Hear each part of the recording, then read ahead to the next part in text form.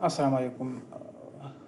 Part one में हमने discuss किया था कि CP fund is exception in VPS 2005, यानी हम बात कर रहे थे what is the difference between CP fund and VPS. तो उसमें हमने ये CP fund is exception in VPS 2005 को डिटेल से डिस्कस किया था। अब हम डिस्कस करते हैं कि VPS is a pension system having mature structure.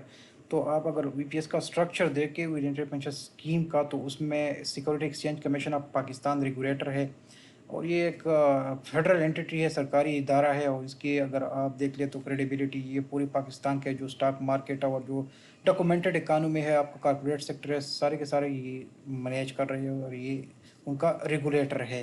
तो आप अंदाज़ा लगा सकते हैं कि इस स्कीम का स्ट्रक्चर जो है, इसमें जो रेगुलेटर है वो कितना क्रेडिबल है। और आप अगर सीडीसी, ये सेंट्रल डिपॉजिटरी कंपनी, ये एक और ऑर्गेनाइजेशन है, इसका काम है रिकॉर्ड कीपिंग, यानी आपके जो पैसे हैं ये किसी बैंक में नहीं पड़े होंगे बल्कि ये इनके पास होंगे। और अगर आप इनका क्रेडिबिलिटी देखना चाहते हो तो आप इनके वेबसाइट पर आ जाए cdcpakistan.com, और इनके आप देख ले तो यहाँ पर 198.74 billion shares, number of shares है, और जिसकी वैल्यू है 4.88 ट्रिलियन, मतलब 17.05 बिलियन आज के डेट में इसकी वैल्यू है। तो यहाँ पर इतना बड़े बड़े फंड्स और इतनी बड़ी रुपीज़ मैनेज हो रही है, शेयर्स मैनेज हो रही है। तो सीपी फंड की जो ट्रस्टी और जो मैनेज करने वाले जो पैसे, रिकॉर्ड कीपिंग का जो काम होगा वो सीडीसी का होगा, और asset management company portfolio manager होंगे, यानी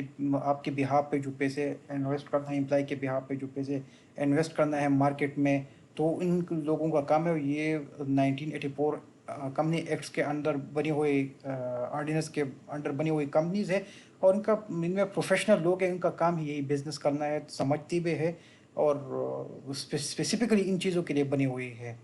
तो एसएससीपी जो कि रेगुलेटर है, और स्पेशली इसका काम ही रेगुलेशन है, सीडीसी जो कि रिकॉर्ड कीपिंग के काम कर रहे हैं, और 1993 से ये यही काम कर रहे हैं। और एसेट मैनेजमेंट कंपनीज का स्पेसिफिकली जॉब ही यही बिजनेस करना है कि आपके बिहाफ पे ये इन्वेस्टमेंट करे, और फिर ये चार्ज करते हैं as a service provider management fee. Participants होते हैं सिटीज़न या एम्प्लॉई या एम्प्लॉयर, ये इस स्ट्रक्चर में पार्टिसिपेंट्स होते हैं। तो ये स्ट्रक्चर है वीपीएस का। अभी इसका आप कंपैरिजन करें सीपी फंड 2006 के स्ट्रक्चर से, तो वहाँ पर regulator government of Khyber Pakhtunkhwa ने एक कमेटी बनाई हुई थी, जिसमें सेक्रेटरी फाइनेंस, सेक्रेटरी इस्टेब्लिशमेंट और चीफ सेक्रेटरी और स्टेट बैंक का एक था। तो ये कमेटी थी, तो उस कमेटी का आप कंपैरिजन यहाँ पर कर दे तो वही कमेटी रेगुलेटर भी थी, वही कमेटी ट्रस्टी भी थी, और वही कमेटी पोर्टफोलियो मैनेजर भी थी। जबकि एससीसीपी के रूल्स अगर आप देखें तो क्लियर कट कह रहे हैं कि सीडीसी और एएमसी इन दोनों के दरमियान में कोई बाहम, मतलब इसमें ताल्लुक़ भी नहीं होगा, क्योंकि इसका इंटरेस्ट फिर आ जाता है तो फिर इसमें बहुत ज़्यादा मसले क्रिएट हो जाते हैं, और जो कि पार्टिसिपेंट के लिए इन्वेस्टमेंट तो पार्टिसिपेंट ने ही करना होता है, तो उनके लिए फिर वो नुकसानदेह होते हैं। तो लिहाजा, और यहाँ पर हमने सब चीज़ों को मिक्स कर दिया था, तीन जो रेगुलेटर और ट्रस्टी और पोर्टफोलियो मैनेजर के काम एक ही कमेटी कर रहे थे। ये भी बहुत ज़्यादा हो गया। तो तीसरी वीडियो में मैं इसके बेनिफिट्स आपको बताता हूँ कि एक्चुअली वीपीएस के बेनिफिट्स क्या है, जो कि सीपी फंड में नहीं थी। शुक्रिया।